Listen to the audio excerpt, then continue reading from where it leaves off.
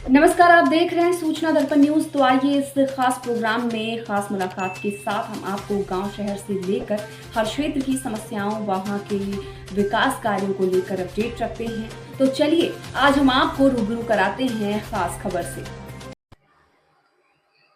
सूचना दर्पण न्यूज से किशन सोलंकी। हम अभी पहुंचे ग्राम पंचायत अम्मीवाड़ा। अम्मीवाड़ा के जो वर्तमान सरपंच है श्रीमती लक्ष्मी देवी पारगी और उनके जो प्रतिनिधि है नानालाल जी पारगी, वो हमारे साथ हैं।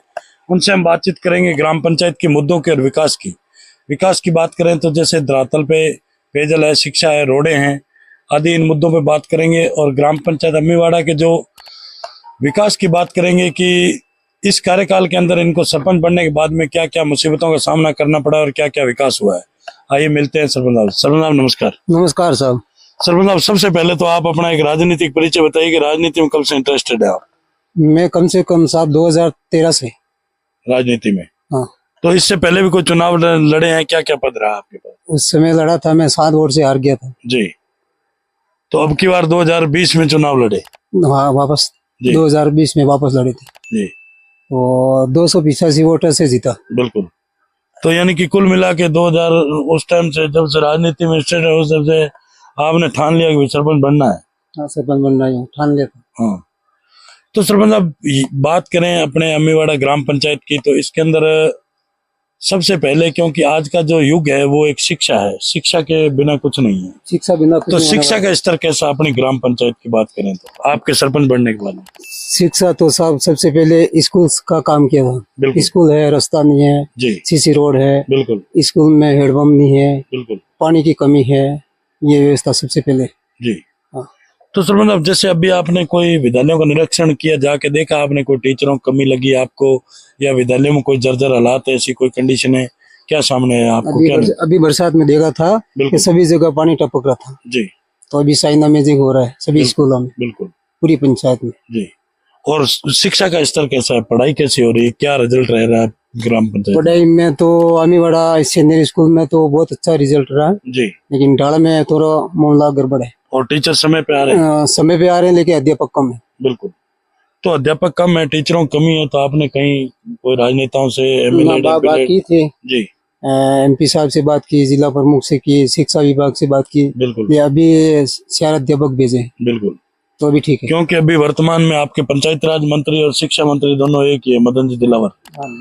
क्योंकि शिक्षा के प्रति वो भी बहुत जागरूक है, एक्टिव है शिक्षा के प्रति। तो अभी 4 अध्यापक है भेजे, अभी ठीक चल रहा है। जी जी, बहुत ही अच्छा। तो सरपंच साहब जैसे बात करते हैं हम नरेगा की। नरेगा एक केंद्र सरकार की योजना है। नरेगा के अंदर इस कार्यकाल के अंदर आपने लोगों को रोजगार कितना दिया है? रोजगार तो दिया है सर, कम होगा, मैं लमसम 1 करोड़ के आसपास। क्या बात है यार। हाँ। 1 करोड़ का रोजगार दिया है। हाँ। पूरे कार्यकाल में? पूरे काल जी। आज चालू है। तो जैसे सरपंच साहब इसमें नरेगा के अंदर पक्के वर्ग भी हुए एनिकट हुए जी। वो एनिकट हुए लमसम 10-12 एनिकट हुए जी। यानी कि पेयजल की व्यवस्था हो रही है। हाँ, पानी की व्यवस्था हो रही है। लेकिन सरपंच साहब कहीं न कहीं आपके जो जनप्रतिनिधि है मेरे से सब मिले, हम उनसे मिले हैं, लेकिन जो नरेगा के अंदर पक्के और कच्चे वर्ग का जो 60-40 का रेशा है, उसके अंदर पक्के वर्ग का जो माल मटेरियल का बजट है वो समय पर नहीं आने के कारण ग्राम पंचायतों में जो विकास की गति है वो बिल्कुल ठप और धीमी पड़ी। इस पे आप क्या कहेंगे? नहीं, हमारे तो अच्छा चल रहा है जी, हमारी कोई कमी नहीं है। नहीं, कमी तो नहीं, कई जगह है। बजट क्या बजट आपको नरेगा का बराबर मिल रहा है? लेकिन जहाँ रास्ता नहीं है, गाड़ी घोड़ा नहीं जा सकता, वहाँ नहीं जा रहा है, माल वहाँ नहीं पहुँच रहा है। बाकी रास्ता जा रहा है, वहाँ काम चालू है। वो बात अच्छी है, लेकिन बजट की बात कर रहा हूँ मैं कि नरेगा का जो पक्के वर्ग का जो माल मटेरियल का बजट है वो, और एफएफसी एसएफसी की जो किस्तें हैं राज्य सरकार केंद्र सरकार की, उसकी बात कर रहा हूँ कि वो समय पे नहीं आने के कारण, क्योंकि आपके जो साथी है कई जनप्रतिनिधि कि वो बजट के अभाव में पेमेंट तो सब रोका ना, साल भर हो गया है। बिल्कुल समस्या है नरेगा में। बिल्कुल। जैसे कोई आदमी ठेकेदार बिल लगा देता है, साल भर हो जाता है, पैसा जेब से लगा देता है, पेमेंट लेट आता है, वो दिक्कत पड़ती है। बिल्कुल दिक्कत है। वही तो मैं पूछ रहा हूँ, क्यों पेमेंट की दिक्कत है? पेमेंट की दिक्कत होगी तो काम अपने आप रुकेंगे। हाँ, अपना आप रुक जाता है। कोई पैसा पैसा जेब से लगाता है, बिल्कुल, पैसा लेट आता है, फिर वो दिक्कत पड़ जाती है। बिल्कुल।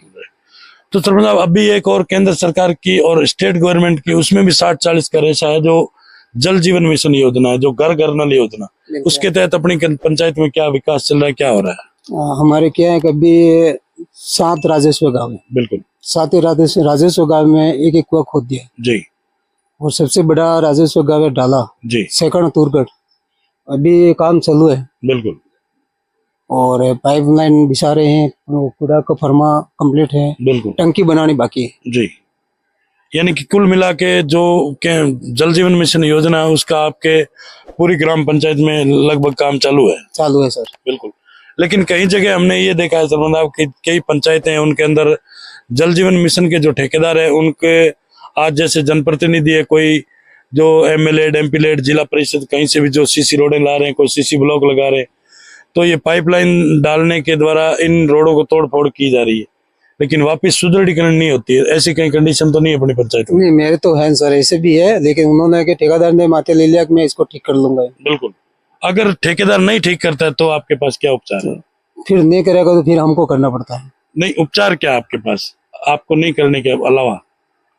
अगर वो नहीं करेगा तो हम किसी से अधिकारियों से बात करके फिर पैसा पास करवा के करना पड़ता है वापस। बिल्कुल, क्योंकि सरपंच साहब कई आपके जो साथी हैं उन्होंने हमें जैसे बताया कि जो रोडें सुदृढ़ीकरण कर दी, इन्होंने तोड़ फोड़ की है, वो सुदृढ़ीकरण नहीं कर रहे हैं, तो हम जो इनकी एनओसी ग्राम पंचायत जारी करती है वो समय पे नहीं करेंगे, पहले विकास सही करवाएंगे उसके बाद करेंगे। तो इस पे आपकी क्या राय है? तो साहब मैंने बोल दिया सबसे पहले काम रेडी हो जाए उसके बाद मैं एनओसी देंगे। बिल्कुल राइट है, मैं उसको सबसे पहले दूंगा नहीं, बिल्कुल जब क्लियर हो जाएगा उसके बाद में देंगे जी, ये बात है। बहुत ही अच्छा। तो सरपंच आप जैसे बात करते हैं अपने इस ट्राइबल बेल्ट की, क्योंकि यहाँ के जो लोग हैं बाहर प्लान करते हैं जैसे रोजगार के लिए, और बात करें यहाँ के युवाओं की तो शिक्षा के, मान लो जिसने पढ़ाई भी कर ली, शिक्षा भी प्राप्त की है, लेकिन यहाँ उनको कोई खेलने कूदने की, या ये जो बेल्ट है ये किसान वर्ग का बेल्ट है, यहाँ मजदूर वर्ग का बेल्ट है, क्योंकि खेती भी ज्यादा इतनी कोई विशेष नहीं है पेयजल के पानी के अभाव में।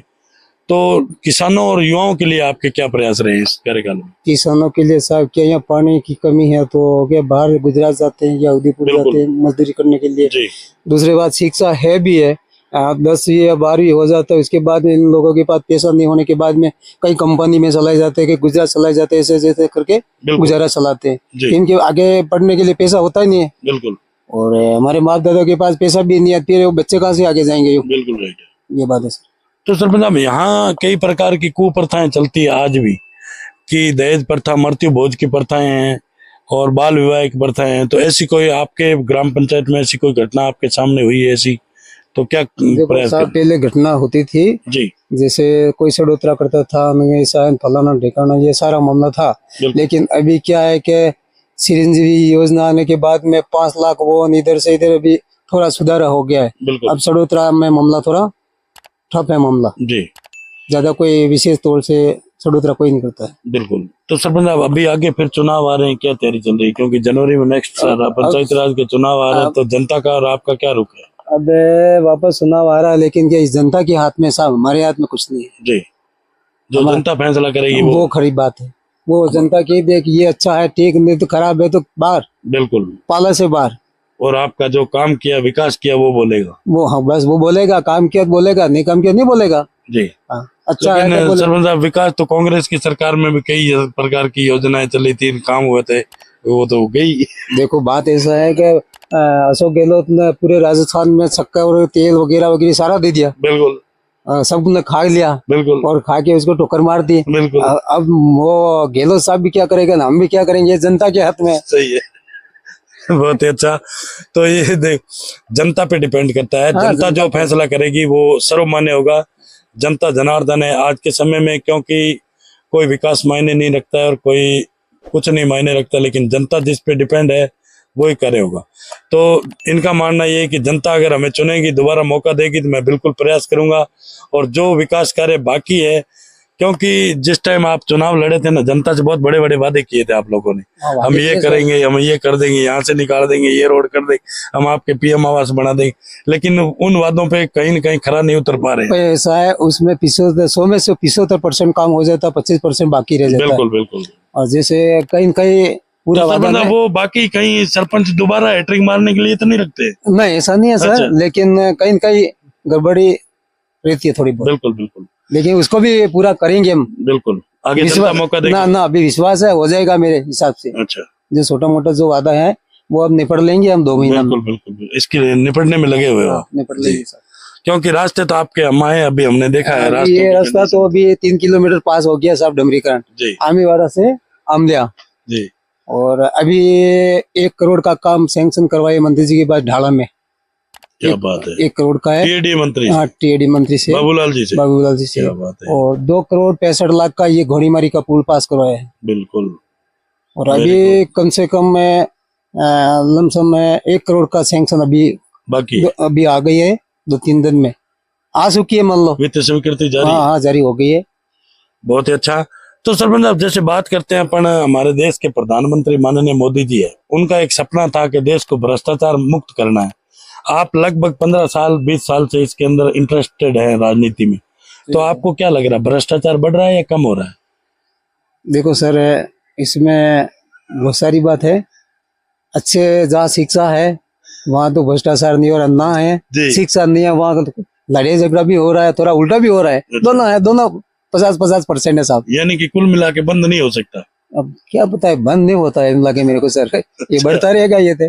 चलो, ये किसी के हाथ में नहीं है साहब। जी जी जी, बहुत ही अच्छा। ये थी हमारी खास मुलाकात आमेवाड़ा के जो ना तो आपके हाथ में नहीं, मेरे हाथ में। बिल्कुल बिल्कुल। तो ये थी हमारी खास मुलाकात जो अम्मेवाड़ा के जो सरपंच प्रतिनिधि है उनसे, और सूचना दर्पण न्यूज के अंदर जो इन्होंने हमें समय दिया उसके लिए बहुत बहुत धन्यवाद साहब। आप धन्यवाद है साहब, बहुत बहुत धन्यवाद आपको भी, जो आपके यहाँ तक पहुंचे, मेरे घर तक पहुंचे, बहुत बहुत धन्यवाद। ठीक है। तो अब तक के लिए इतना ही। हम आपको गांव शहर से लेकर हर क्षेत्र की समस्याओं और वहां के विकास कार्यों को लेकर रखेंगे अपडेट। तो देखते रहिए सूचना दर्पण न्यूज और हमारी वीडियोस को लाइक शेयर व चैनल को सब्सक्राइब जरूर करें।